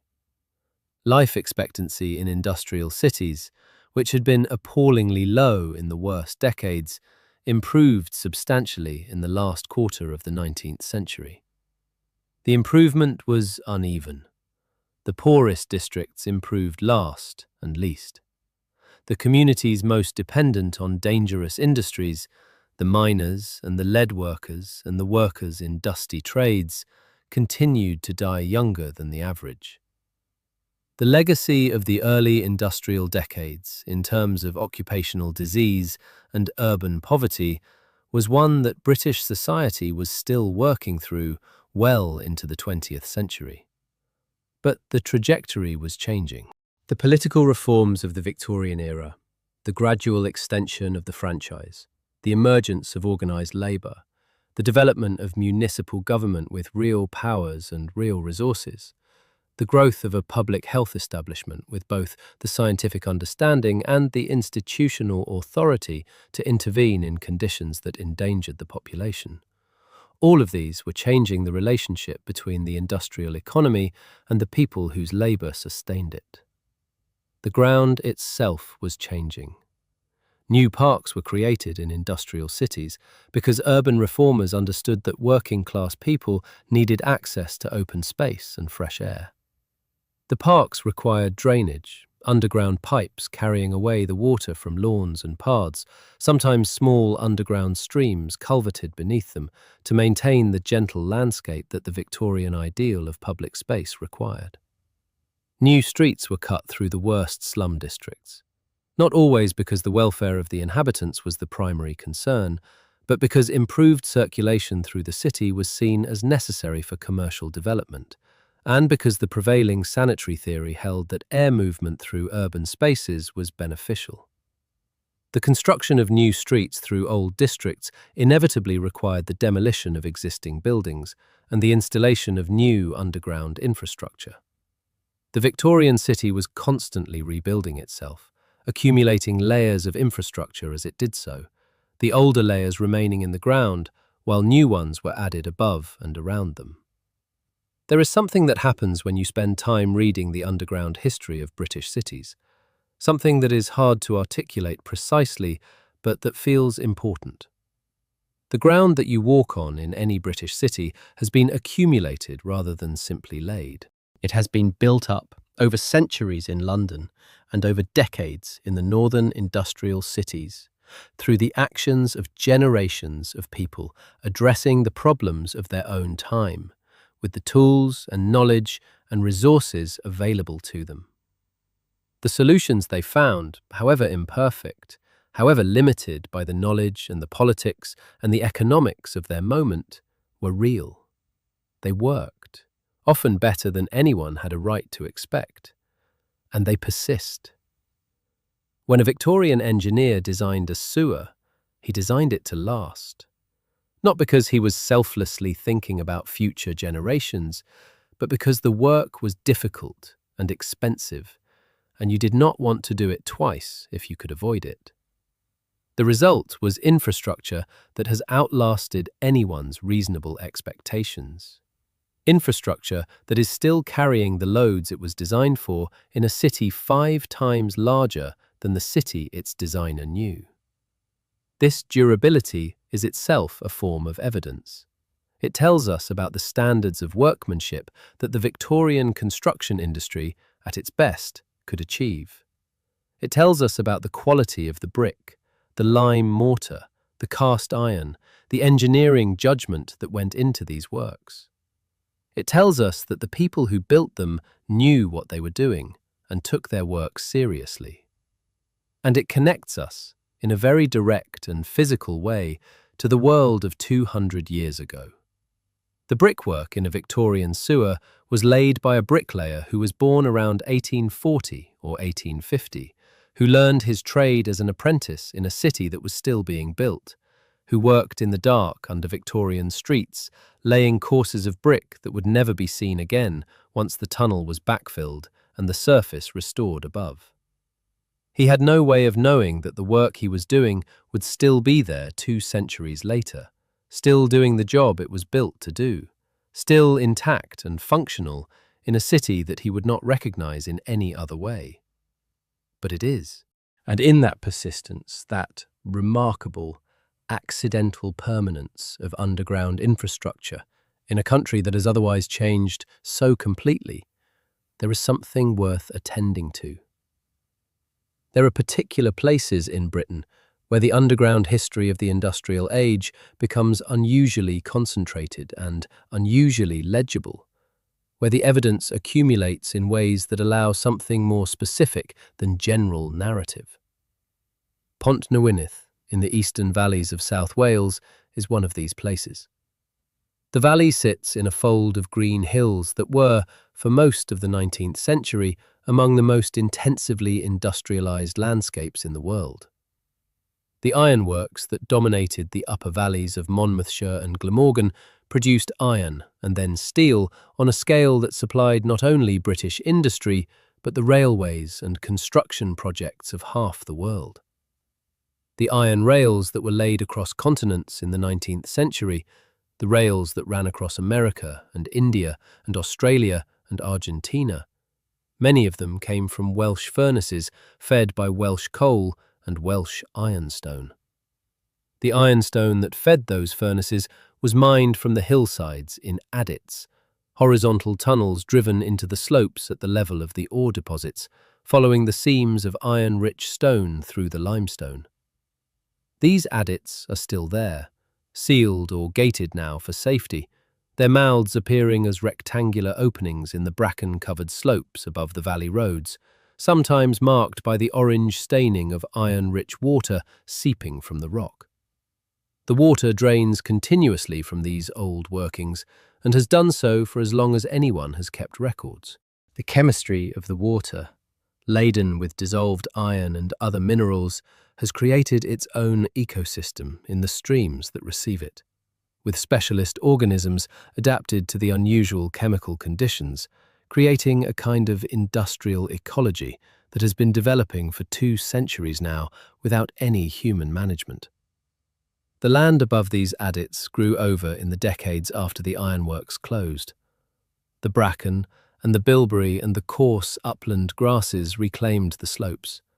The tramways that once ran along the hillsides carrying ore to the furnaces disappeared under the vegetation. The inclined planes, the mechanical systems that lowered full wagons down steep slopes and used their weight to raise empty ones, left traces in the landform that are still visible as long, straight scars in the hillside, readable from the other side of the valley if you know what you are looking at. Below the valley floor, in the deep mines that provided the coal for the furnaces, the tunnels are still there. Flooded now, in most cases. The pumping engines that kept them dry stopped working long ago, and the water table has risen over the decades since, finding its own equilibrium. If you could go down into one of those flooded shafts, you would eventually reach a level where the blackness around you is not air, but water, still and dark, and holding in suspension the dust of the coal that was extracted from those passages more than a century ago. The Harecastle Tunnel in Staffordshire is one of the oldest canal tunnels in Britain still in regular use. It was actually built twice.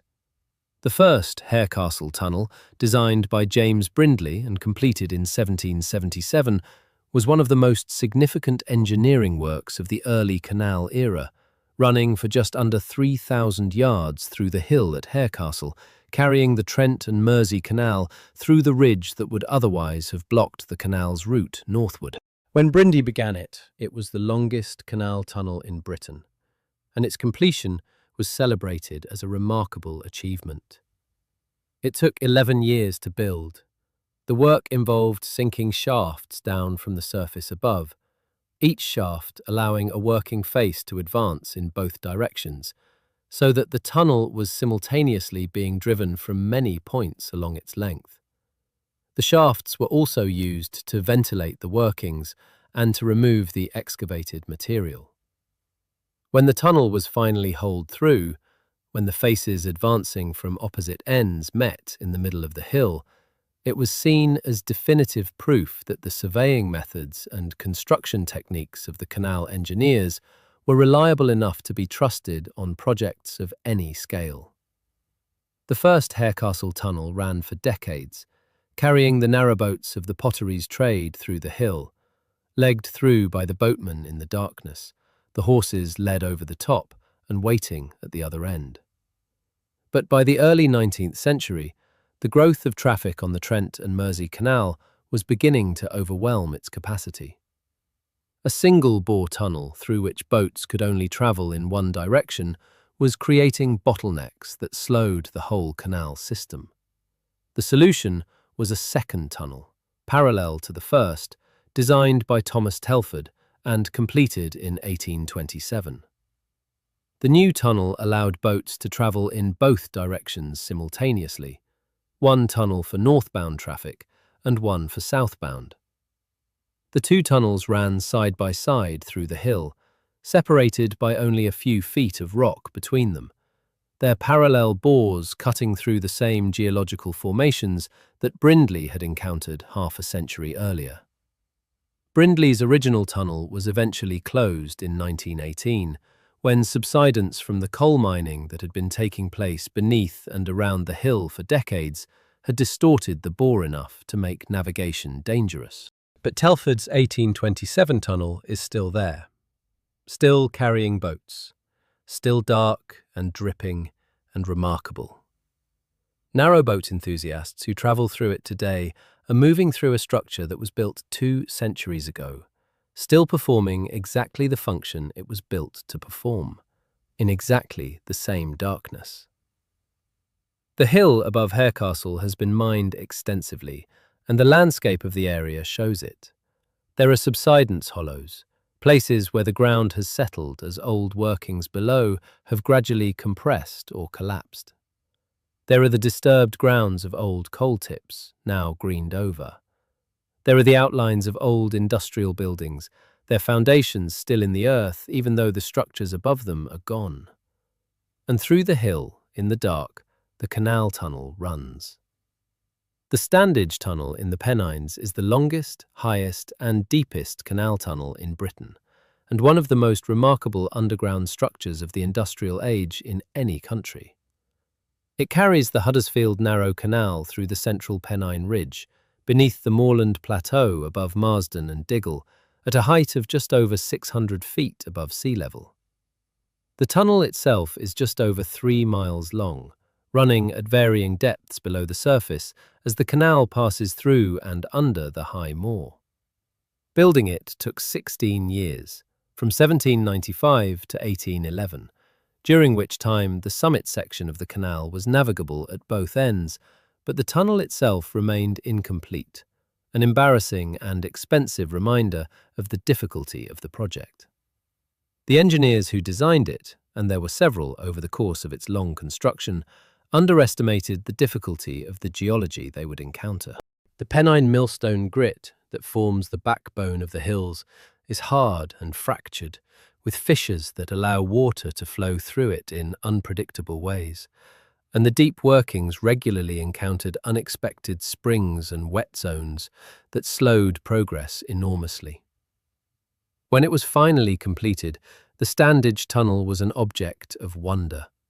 Its extreme length and the depth of the moor above meant that legging a boat through it was a journey of several hours, in complete darkness once you were far enough from either portal for the daylight to be lost, surrounded by the sound of water dripping from the rock above and the echo of the leggers' footsteps bouncing off the curved walls of the tunnel.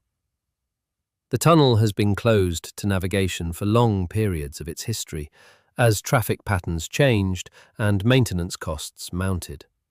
It was restored and reopened in 2001 and is now navigable by narrowboats as part of a restored canal that carries leisure traffic. Alongside the canal tunnel, running parallel through the same hill, there are also 3 railway tunnels, bored in the mid-19th century when the railway to Huddersfield was built along the same valley and through the same ridge. The railway engineers, with the surveying records of the canal tunnel available to them, were able to align their bores to run alongside the canal without breaking into it, a feat of precision that is impressive even by modern standards. 4 tunnels through the same hill, canal and railway, Victorian engineering in 2 of its defining modes, coexisting in the darkness of the Pennine gritstone, each one still present, each one a physical remnant of the decisions made by engineers and investors and construction workers of 200 years ago. The lime kilns of the Peak District stand along the edges of the limestone plateau, like the ruins of small industrial temples, their stone walls calcined white by the fires that burned in them for generations. Lime was one of the most important industrial and agricultural materials of the industrial age. Burned limestone, quicklime, was used in the construction industry as the basis of mortar, which bound the brick and stone of the rapidly growing cities. It was used in the iron industry as a flux, added to the blast furnace to help separate the slag from the iron. It was used in agriculture to reduce the acidity of soils, applied to fields across Britain to improve yields. The limestone was quarried from the surface and from underground workings driven into the rock faces of the Derbyshire Dales, loaded into the kilns and burned with coal or coke at temperatures high enough to drive off the carbon dioxide and leave the quicklime. The kilns operated continuously for months at a time, requiring constant tending and constant feeding of both limestone and fuel. The workings that supplied the limestone are still there in the hillsides, their mouths sometimes visible as shallow arched openings in the rock faces, their interiors extending back into the hill for distances that vary from a few meters to several hundred, following the most accessible deposits. These small underground quarry workings are among the least remarked physical survivals of the industrial age. easily missed, seldom visited, rarely studied with the same attention given to the grander tunnels and mines of the era. But they are evidence of the same process, the same extraction of geological material to feed the insatiable appetites of an industrializing economy, carried out by the same kinds of workers using the same kinds of tools in the same kinds of difficult conditions. The men who worked these small quarries were not celebrated. They did not appear in the accounts of industrial progress that were published for a middle-class audience in the Victorian period. They were simply there, breaking rock in the cold of a Derbyshire morning, loading the limestone into the kilns, banking the fires for the night, going home to cottages in the valley villages that are still standing today, their stone walls built from the same limestone that the kilns burned. The underground rivers of Yorkshire run through limestone country that has been dissolving for 10,000 years since the last ice age uncovered it. The limestone of the Yorkshire Dales is riddled with caves and underground watercourses, natural tunnels formed not by human excavation, but by the slow chemical action of slightly acidic rainwater on the calcium carbonate of the rock. Water falls on the high moorland, seeps through cracks in the limestone, and gradually widens those cracks over millennia, creating shafts that drop into horizontal passages that carry the water through the hill to emerge as springs far below. These natural underground systems existed long before the industrial age. The first European cave explorers to systematically investigate them were not working underground until the late 19th century. But the caves had been known to local people for centuries before that, used in some cases as shelters, in others as sources of clean water, in others as curious and slightly frightening features of a landscape that already had its own distinctive character. The industrial age intersected with the cave systems of the Yorkshire Dales in particular ways. Some of the early industrialists who were prospecting for minerals in the region entered cave systems in search of lead ore deposits. The vertical shafts that miners sank through the limestone in the search for ore sometimes broke through into natural cave passages, and the records of these accidental discoveries are among the earliest documented explorations of the underground limestone landscape. The lead mines of the Dales are among the most extensive survivals of pre-industrial and early industrial mining in Britain. The veins of lead ore that run through the limestone were worked for centuries, from Roman times through to the late 19th century, when falling lead prices and the exhaustion of the most accessible deposits ended the industry. The underground workings, the levels driven along the veins, the shafts sunk to reach them, the drainage levels dug at lower elevations to carry water out of the workings by gravity, all of this survives to an extraordinary degree of completeness. Walking across the moorland above the old lead workings, you are walking over a landscape that is perforated by the shafts of 1,000 years of mining, most of them sealed now, many of them only barely so, some of them with iron gratings over them through which you can look down into the darkness and hear, if the season is right, the sound of water running farther low. The lead mines produced their ore, and the ore was smelted in smelt mills in the valley floors, and the lead went to London and to the ships that carried it across the world, and the miners who extracted it lived in the valley villages and were buried in the churchyards where you can still read their names on the oldest stones if the lettering has not quite weathered away. Their mines are still there. The ground beneath the moors is still tunnelled and excavated, still sometimes shifting as old workings gradually settle, still releasing into the streams that drain the moors a faint trace of the dissolved minerals that centuries of mining have made more accessible to the water moving through the rock. There is a place in the north of England, not far from the M62 motorway that now cuts through the Pennines, where you can still see, if the light is right in the late afternoon of an autumn day, the line of a canal embankment running across a field. The canal it carried has been drained for well over 100 years. The locks are gone, or reduced to mossy stone ruins half buried in the undergrowth. The towpath, where the horses walked pulling the narrowboats loaded with coal and wool, has become a path of a different kind, walked by people with dogs rather than by men leading working horses, lined now with willow herb and hawthorn and elder, rather than the close-cropped grass that hooves and feet would have maintained. But the line of the embankment is still there. The slight rise in the field, the subtle change in the vegetation where the embankment soil differs from the surrounding farmland, the ghost of the thing itself, still readable in the landscape 2 centuries after the canal that created it carried its last load.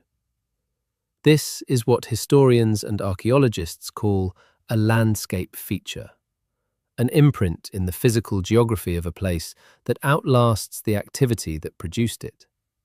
The earth remembers, in its own way, what has happened to it. Britain is full of these imprints. The aerial photograph changed our understanding of buried landscape features in a profound way. From the air, and particularly in certain lighting conditions and in dry weather, when differential moisture retention in the soil creates visible patterns in growing crops, the buried remains of structures that have been invisible at ground level for centuries can suddenly become readable.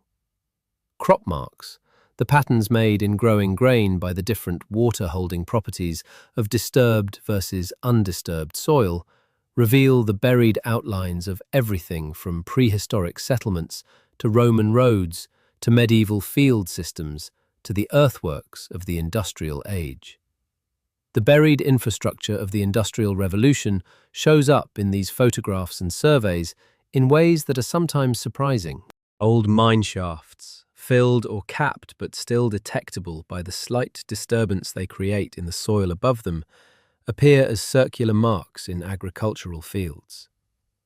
The lines of old wagonways, the wooden-railed predecessors of the railway that carried coal from pit to river for loading onto keels and colliers, trace through the landscape of the northeast as faint linear features that aerial survey can pick out even when all surface evidence has been removed by ploughing. The spoil heaps of early industry, when not built into the distinctive landscapes of later large-scale extraction, spread out as subtle domes and terraces in the agricultural landscape. Their contents rich in the slags and clinkers and pottery fragments of early industrial processes. Archaeologists, picking through the material from these tips, have reconstructed the technical histories of forges and furnaces that left no other record. The landscape of industrial Britain, surveyed from above and probed from below, is an archive. It is not a tidy archive. It has not been systematically catalogued or comprehensively studied. New features are constantly being discovered, and the records kept by the industries themselves are often incomplete, lost, or never created in the first place. But it exists, and it is legible to those who know how to read it. Consider for a moment what the underground map of a typical British industrial city actually contains. Begin at the surface and work down.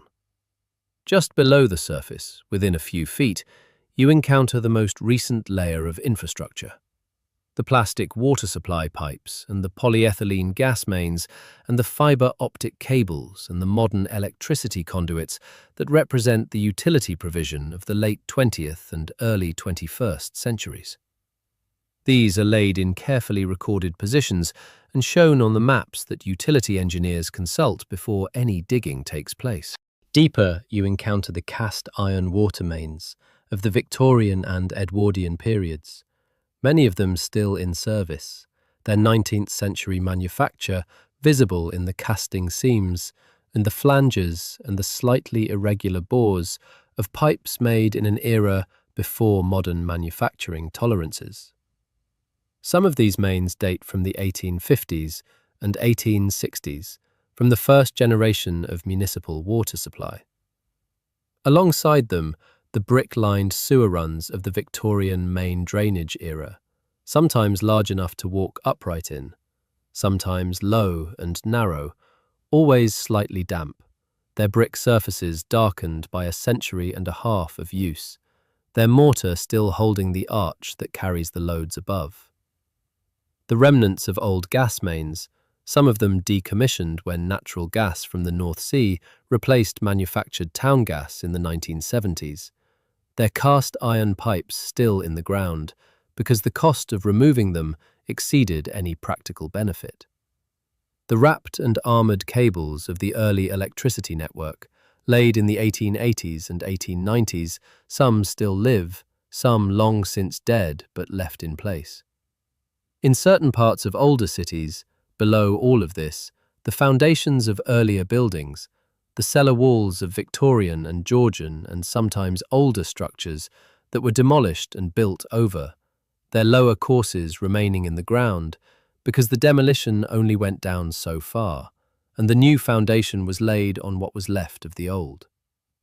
And below that, in the cities built over rivers, the culverted channels of streams that were enclosed as the city grew over them, their flow now conducted underground through brick channels, or sometimes through original natural bed channels just roofed over with stone, still carrying the same water they carried before the city arrived, from the same sources to the same rivers, by routes that have not fundamentally changed in the time since. In London, the network of buried rivers is extensive and historically significant. The Fleet, which once ran through a valley that is now the Valley of Farringdon Road, entering the Thames near Blackfriars Bridge, flows today entirely underground, in a culvert that was built in stages over the 18th and 19th centuries.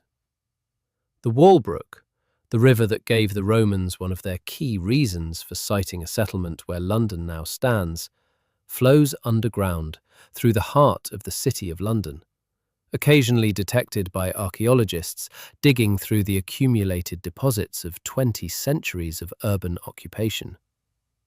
The Tyburn, the Effra, the Wandle in its upper reaches, the Westbourne, all of these flow underground through London's fabric, following the same valleys they have always followed, invisible to the surface city that has built itself over them. These buried rivers are among the most persistent features in London's underground geography. They predate the city entirely. They will, given sufficient time, outlast it.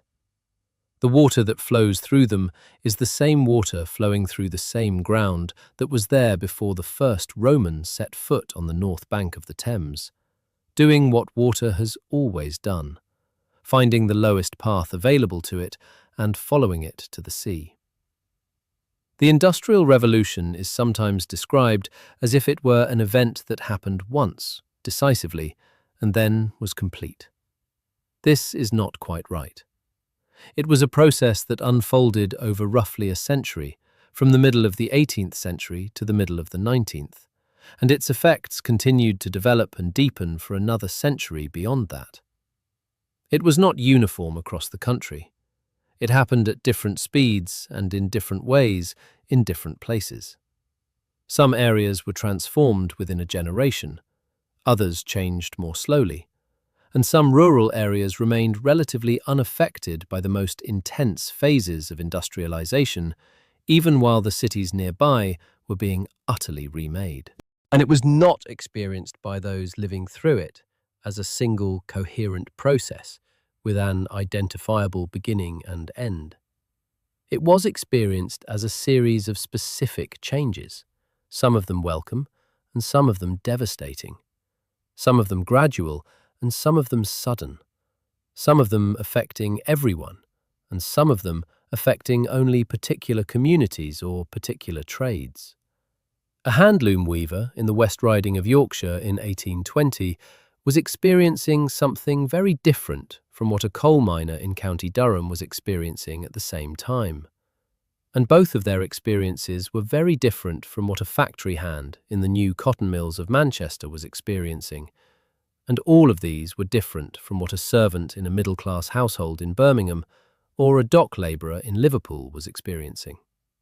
The Industrial Revolution was not one thing. It was many things happening simultaneously, connected by common causes and common conditions, but experienced in diverse and particular ways by the people who lived through it. What they shared was the ground beneath their feet. The evidence that remains underground is not simply evidence of engineering achievement. It is evidence of human experience, encoded in the physical fabric of the places where that experience unfolded. When a sewer tunnel was driven through the clay beneath a Victorian street, the workers who drove it spent months in the dark, breathing the damp air of the excavation, laying brick by lamplight, advancing the face by feet per day. They left no record of this in any conventional archive. Their names are not in any database. Their specific experiences of this specific work are not recorded anywhere. But the tunnel is there. The brickwork that their hands laid is still holding the arch that keeps the street above from collapsing. The geometry of the work, the curve of the arch, the joint lines of the brickwork, the way the work adapted to the changing conditions of the geology as the face advanced. All of this is still readable by anyone who enters the tunnel and looks carefully. This is what it means to read the ground, not as a metaphor, as a literal practice. Industrial archaeologists do this. They enter the surviving structures of the industrial age, underground and above, and read the physical evidence with the same care that a text historian gives to a document. The material tells stories. The way a brick wall was built tells you about the skills of the bricklayers, and the speed at which they were expected to work, and the quality of the materials they had available. The layout of an underground mine working tells you about the geological conditions the miners encountered and the techniques they used to manage them. The diameter of a Victorian water main tells you about the demand that the engineers of that period anticipated, and therefore about the size of the population they were designing for.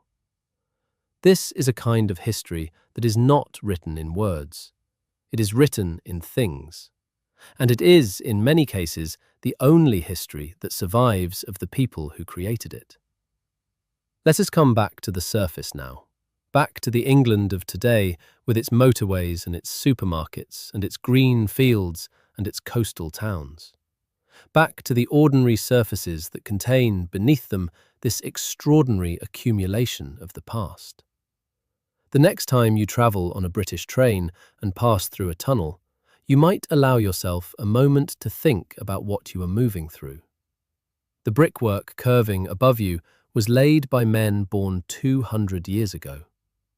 The arch they created has held since before your grandparents' grandparents were born.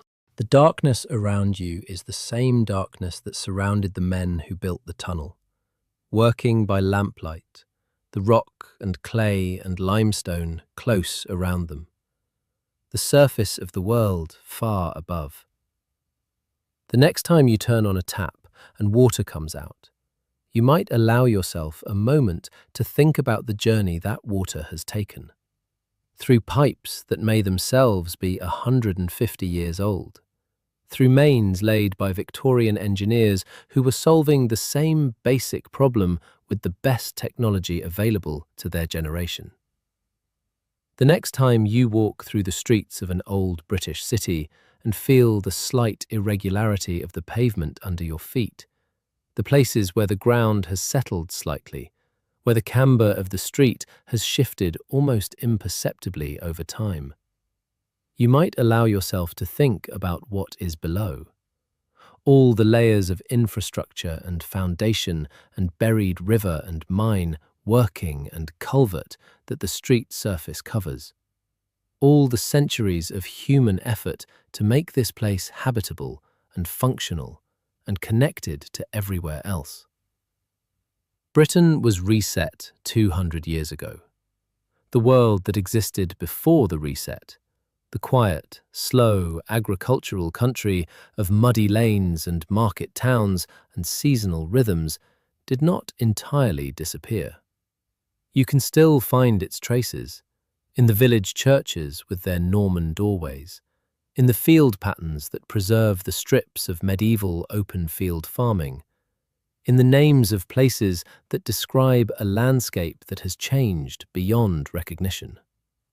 Lee means a forest clearing. Bolton means a settlement with a building. Shipley means a sheep pasture. The names preserve the memory of what was there before the mills and the mines and the railways and the sewers and the water mains came and changed everything. But the reset was real, and it was permanent, and the world it produced is the world we are still living in. The cities are still where the coal was. The infrastructure is still largely what the Victorians built.